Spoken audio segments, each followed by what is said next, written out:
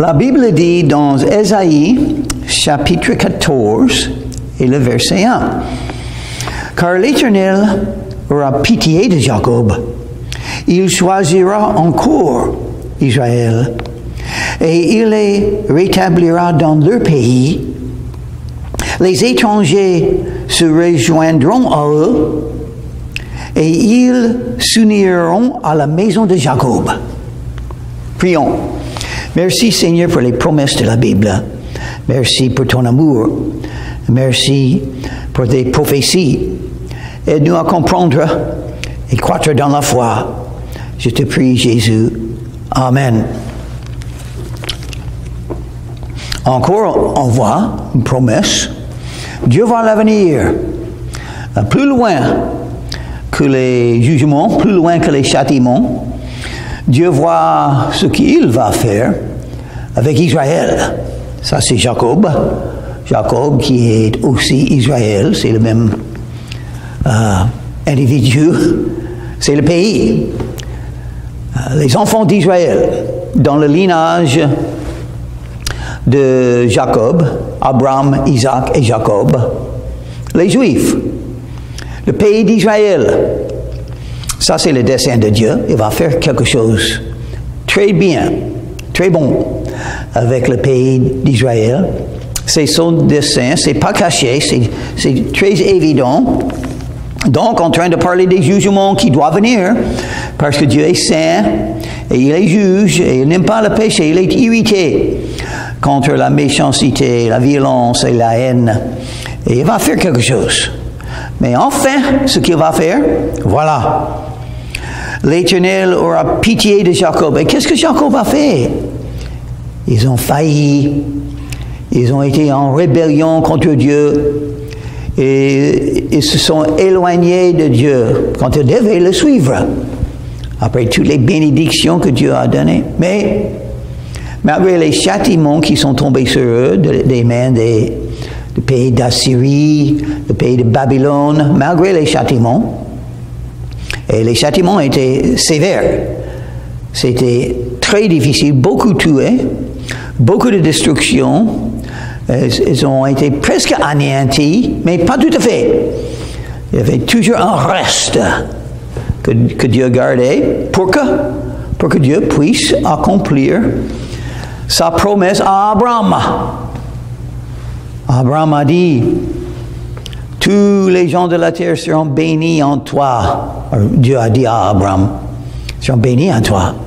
Ceux qui vous bénissent, je bénirai. Ceux qui vous maudissent, je maudirai. Donc, Dieu garde même aujourd'hui cette promesse.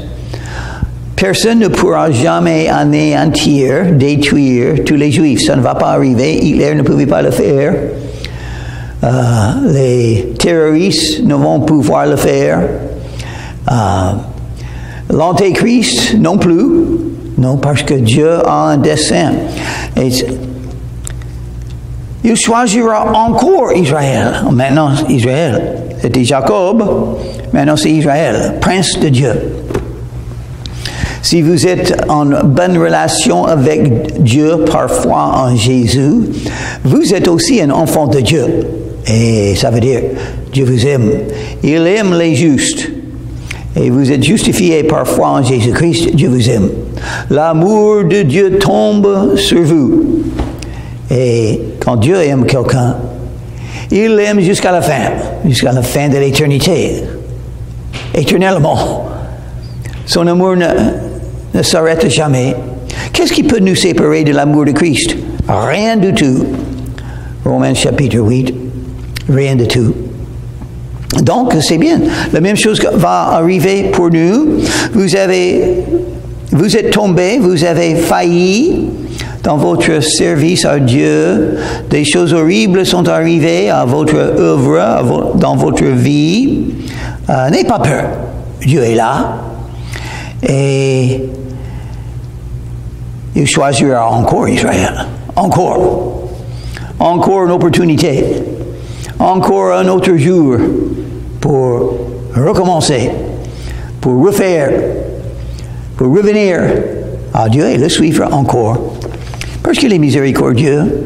Il pardonne toujours les péchés et les faillites des croyants. Les étrangers se joindront à eux. Oh! Maintenant, les étrangers n'ont pas beaucoup d'amour pour Israël. La plupart des gens. Il n'y a pas beaucoup de pays qui aident Israël dans ce monde. Un ou deux. La France un peu, Angleterre un peu, l'USA beaucoup plus, et c'est tout. La plupart des autres pays, mais un jour, tous les pays du monde vont aimer Israël. C'est ce que Dieu dit. Les étrangers, c'est-à-dire ceux qui ne sont pas juifs, ils vont aimer les Juifs et Israël.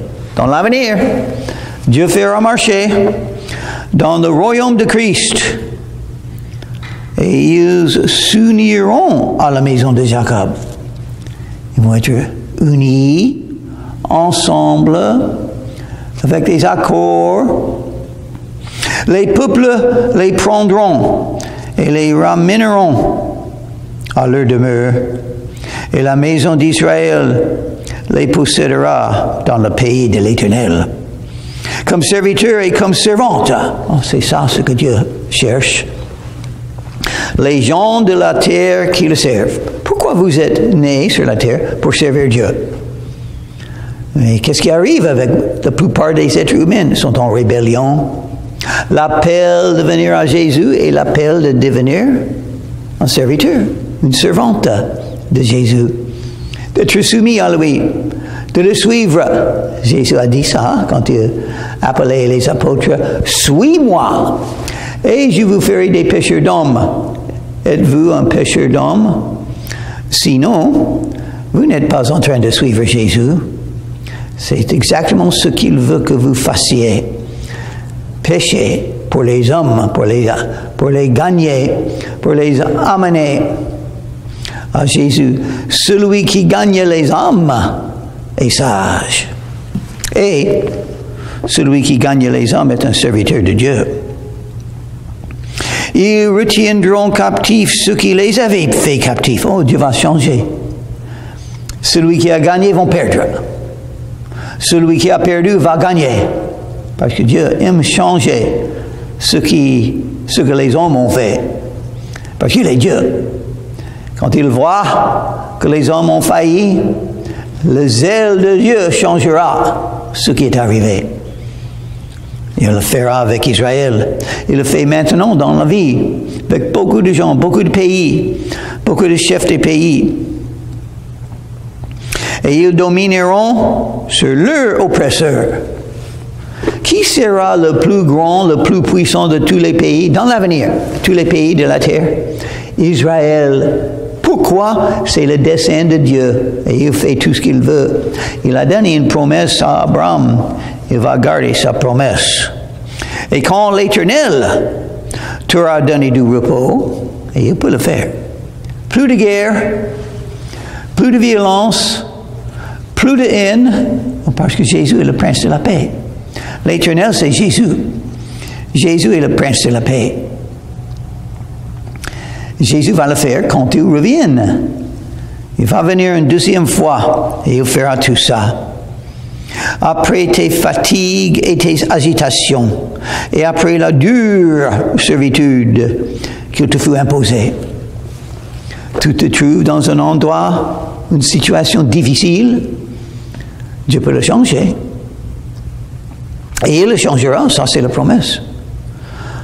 Pendant un temps, vous avez des tribulations, vous avez des difficultés, des troubles, des problèmes.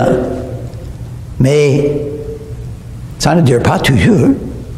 Le jour arrive quand c'est plus là. Les problèmes qui vous affligent, ils seront ôtés par Dieu. Parce que Dieu est comme ça, et il peut le faire. Et il aime le faire. Il aime aider ceux qui sont oppressés, les pauvres, les faibles, ceux qui n'ont pas de puissance dans ce monde. Dieu aime les aider et les enlever et leur donner une meilleure situation. Et le faire, il ne faut pas perdre espérance ni courage, parce que Dieu est comme ça. Oui, il y a un temps que la servitude est dure, que Dieu nous donne, mais ça veut dire simplement que la joie sera très grande quand c'est enlevé, quand c'est ôté. Alors tu prononceras ce chant sur le roi de Babylone et tu diras, et quoi?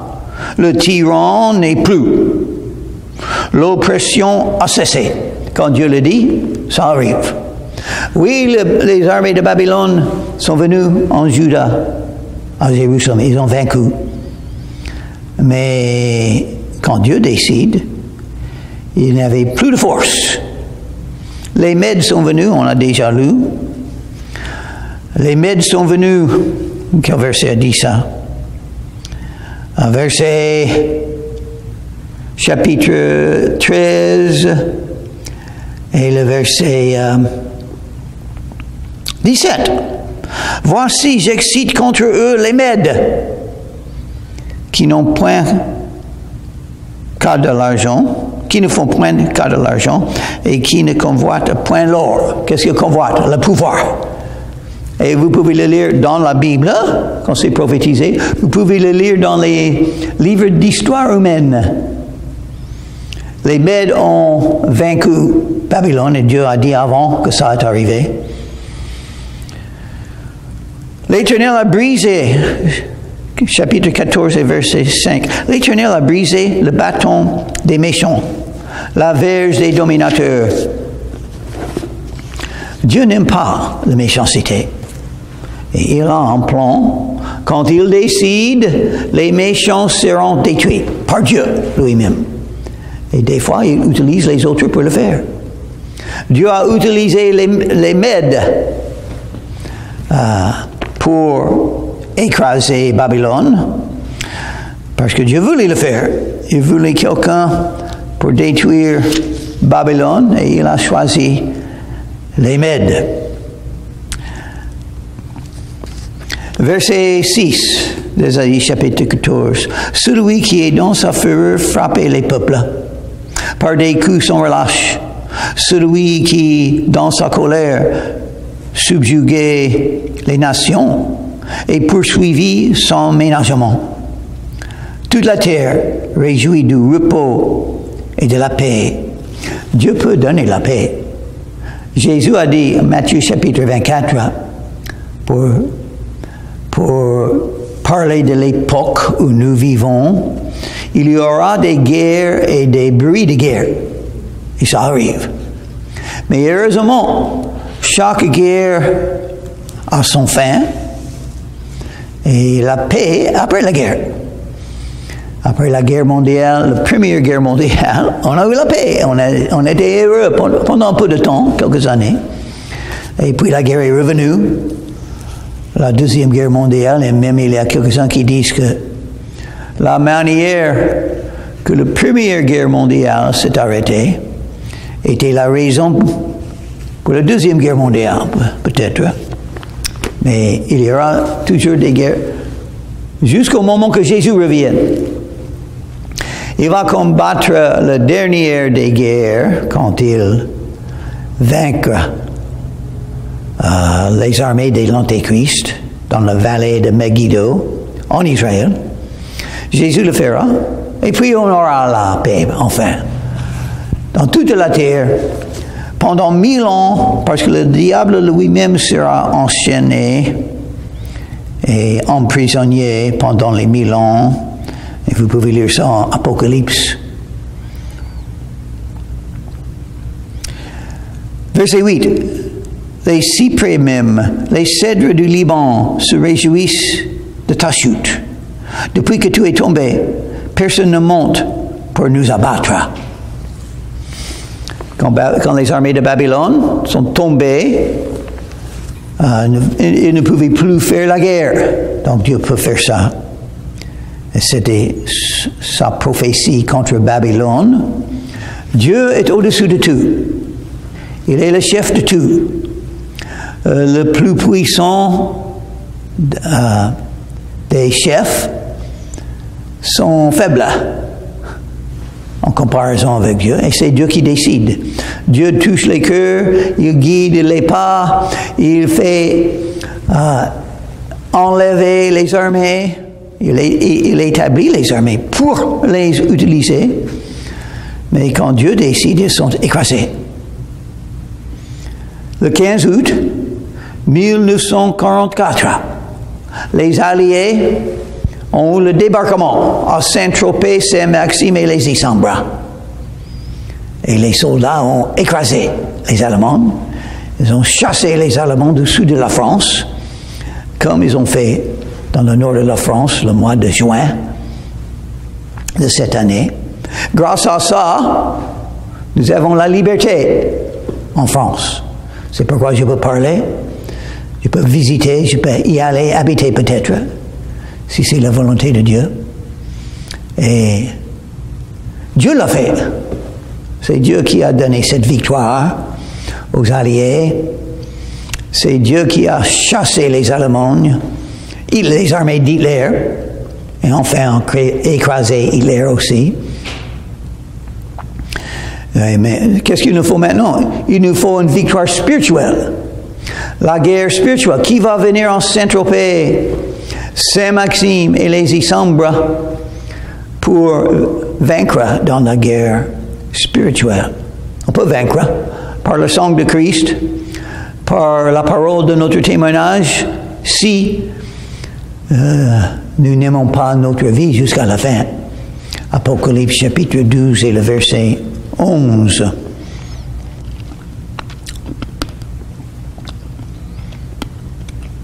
Verset 9. Ésaïe chapitre 14 et le verset 9. Le séjour des morts s'émeut jusque dans ses profondeurs pour t'accueillir à ton arrivée. Il réveille devant toi les ombres, tous les grands de la terre. Il fait lever de leur trône tous les rois des nations. Tous prennent la parole pour te dire, toi aussi, tu es sans force comme nous. Tu es devenu semblable à nous. Ça parle de la mort. Ça parle de perdre la force. Et qui décide? Dieu. Ah oui, Dieu donne la vie, mais il ôte la vie. Et Dieu décide, chaque personne sur la terre. Et c'est Dieu qui décide quand on va mourir. Il faut penser à ça, à réfléchir un petit peu. La vie est courte. Ça se termine. Quand est-ce que vous allez quitter la terre quand Dieu décide?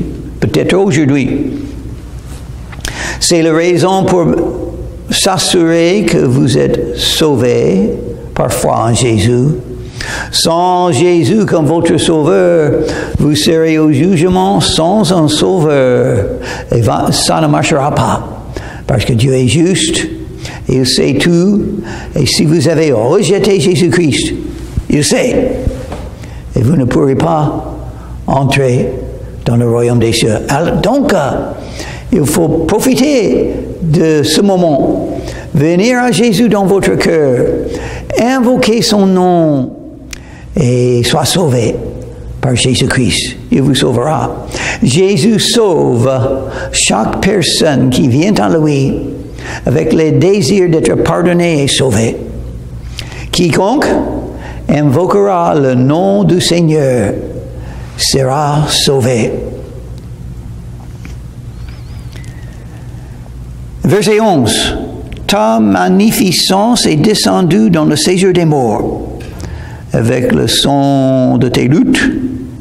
Sous toi est une couche de verre, et les vers sont ta couverture. Ah, ça c'est le mort, oui, les vers viennent. Ils mangent bien quand quelqu'un meurt. Ça parle de la mort. Pour beaucoup des gens de Babylone, parce que Dieu a décidé. Mais maintenant, c'est intéressant. On commence avec verset 12. On a parlé de la chute de Babylone, le fait que Dieu décide. Il a décidé que Babylone a gagné trop. Ils ont fait la guerre trop. Maintenant, c'est l'heure pour Babylone d'être détruit. elle-même. Mais en disant cela, et la prophétie est comme ça, on entre dans un sujet, et tout le monde reconnaît les versets qui suivent maintenant. Commençons avec le verset 12 à 17, ça parle du diable, Satan, et ce qui lui est arrivé. Et pourquoi il a été chassé du ciel, et pourquoi sa demeure est le monde. Pourquoi Satan est là? Il est tombé du ciel, il est tombé d'une position d'un ange. Un ange très beau, très puissant, il est tombé. Pourquoi? Verset 12. Te voilà, tombé du ciel, astre brillant, fils de l'aurore, tu es abattu à terre, toi, le vainqueur des nations. Il est tombé. Si vous avez réussi, si vous êtes arrivé à une situation élevée, enlevée, vous pouvez tomber. Un ange brillant est tombé. Un ange avec beaucoup de gloire, beaucoup de puissance est tombé. Ça peut vous arriver aussi. Tu disais en ton cœur, je monterai au ciel. Oh, voilà. Au lieu de se confier en Dieu, il s'est confié en lui-même. Il a vu sa situation, évidemment. Il pensait que c'était grâce à lui-même qu'il a eu cette situation, mais c'était faux. Il est devenu orgueilleux. J'élèverai mon trône au-dessous des étoiles de Dieu. Oui, ça c'est un péché. Et dans un sens, les êtres humains font la même chose. Quand ils décident de ne pas se soumettre à Jésus, ils décident d'établir leur propre trône, c'est-à-dire de faire leur propre choix. D'où ils vont aller, ce qu'ils vont devenir, ce qu'ils vont croire. Ils ont décidé. C'est le Gaïa. Je m'assierai sur la montagne de l'Assemblée, à l'extrémité du septentrion. Je monterai sur le sommet des nues. Je serai semblable au trésor.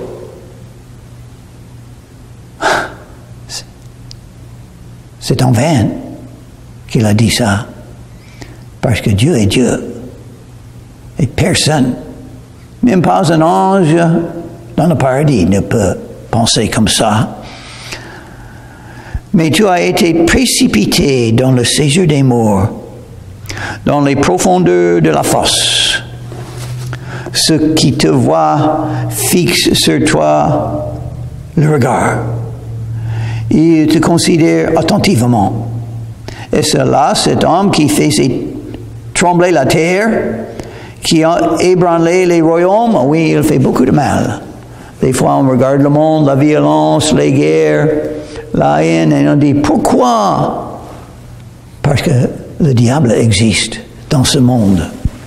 Ce monde est sa territoire, où il agit. Dieu crée, le diable détruit. Dieu aime, Dieu est amour, le diable est la haine. Dieu donne la vérité, le diable monte.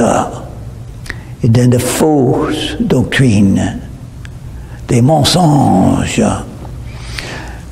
Les ténèbres spirituelles sont liées avec cet individu que nous appelons Satan, qui veut dire l'adversaire, le diable, qui veut dire l'accusateur.